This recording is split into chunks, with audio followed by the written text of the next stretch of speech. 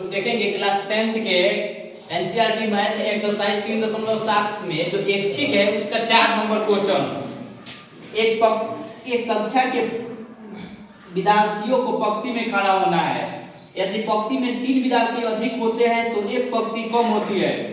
यदि पंक्ति में 3 विद्यार्थी कम होते हैं तो 2 पंक्ति अधिक बनती है। कक्षा में विद्यार्थियों की संख्या ज्ञात कीजिए।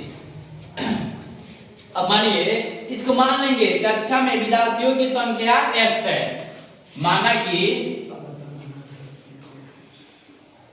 कक्षा में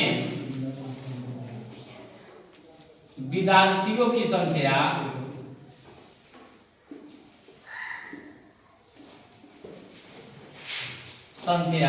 x।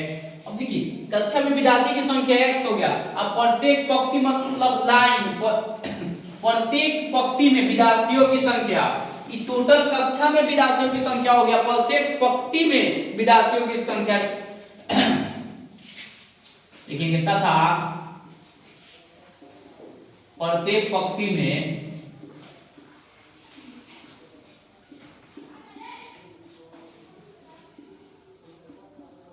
विद्यार्थियों की संख्या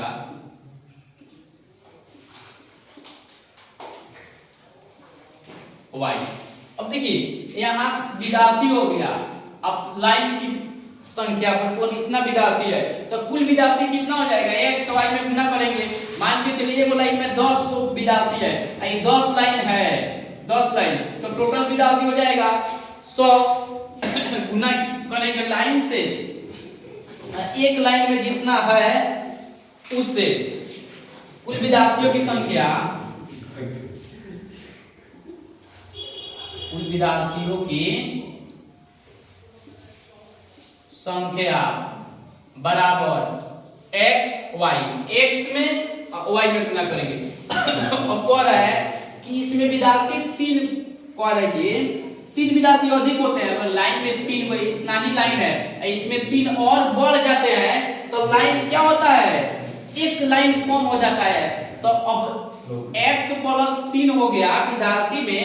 तो देखिए यहाँ पर x प्लस 3 जब हो जाएगा पंक्तियों में विद्यार्थी की संख्या कितना हो जाएगा, y प्लस 3। और इसमें टोटल में से कितना घट जाएगा, पंक्तियों की संख्या कितना हो जाएगा x।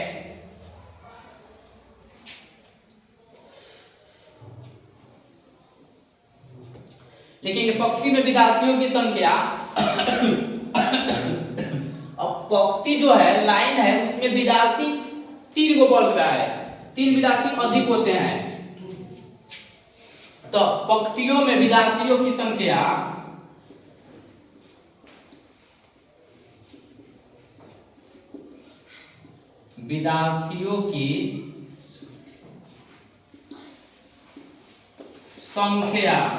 देखिए संख्या कितना हो जाएगा y। यहाँ विद्यार्थी y है, इसमें 3 को बढ़ रहा है तो y प्लस 3। अब लाइन को कम हो रहा है तो एक पंक्ति कम होती है। अब लाइन एगो कम हो रहा है तो पंक्तियों की संख्या कितना हो जाएगा, पंक्तियों की संख्या x माइनस 1। प्रश्न, अब देखिए यहाँ प्रश्न से या कुल विद्यार्थियों की संख्या लिख देंगे तभी हो जाएगा। कुल विद्यार्थियों की संख्या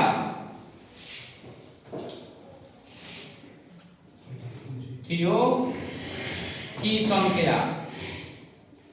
अब देखिए विद्यार्थी हो गया, पंक्ति हो गया, इससे गुना करेंगे y प्लस 3 x माइनस 1।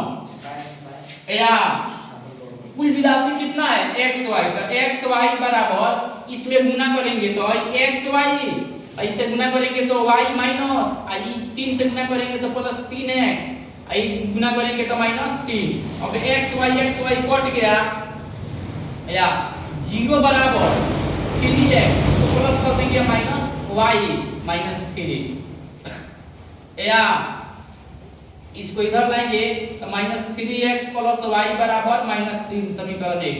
अब ई माइनस कैसे हुआ, बराबर के इस साइड में आएगा तो माइनस, अब माइनस y आएगा तो प्लस, आई माइनस 3 जहां है वहीं पर है।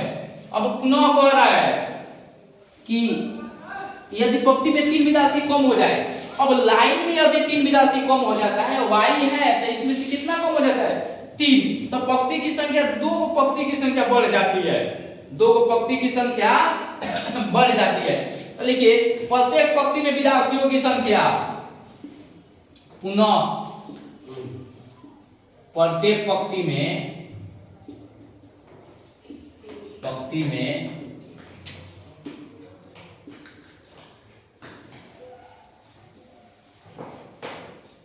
विद्यार्थियों की संख्या y 3 को कम हो रहा है तथा पंक्तियों की संख्या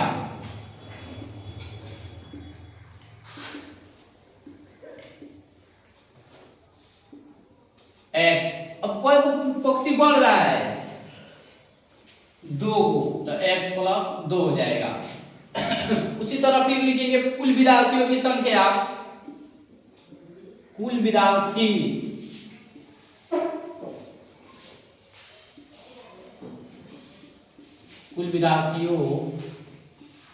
की संख्या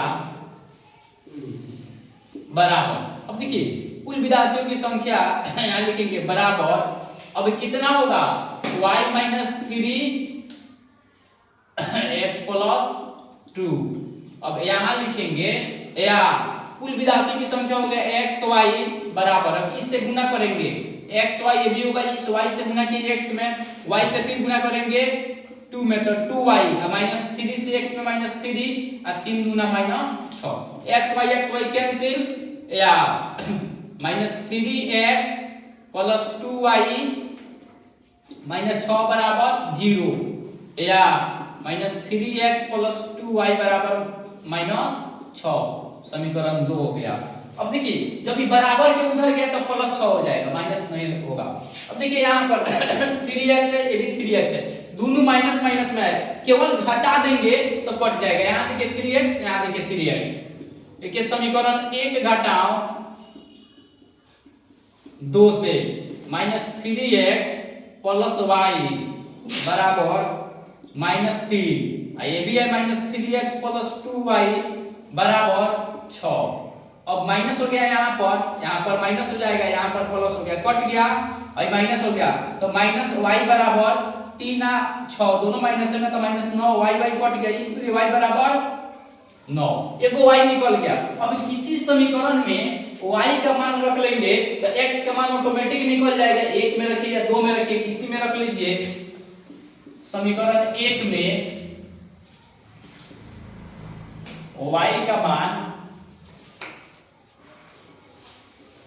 रखने पर, अब समीकरण 1 देखिए कितना है, minus 3x plus y, minus 3x plus y बराबर माइनस 3, या माइनस 3 गुने x का मान देखिए, वो x नहीं निकला है, x निकालना है, प्लस y का मान देखिए 9 बराबर माइनस 3, या माइनस 3x बराबर माइनस 3 और 9 उधर जाएगा तब माइनस, या माइनस 3x बराबर माइनस 12, दोनों साइड का माइनस कट गया, या x बराबर 12/3, इसलिए x बराबर 4 हो गया। जब x निकल गया y निकल गया तो विद्यार्थियों की संख्या कितना है, यहाँ देखिए कुल विद्यार्थियों की संख्या x गुने y, तो यहाँ पूछ रहा है कक्षा में विद्यार्थियों की संख्या ज्ञात करें, तब लिखेंगे कुल विद्यार्थियों की संख्या, अतः कुल विद्यार्थियों की संख्या, कुल विद्यार्थियों की संख्या बराबर x y, अब x का मान कितना हो गया 4, y का हो गया 9, तो कितना हो गया 36। अब यही हमारा आंसर हो जाएगा 36 विद्यार्थी। एक बार इसको पूरा देख लीजिए।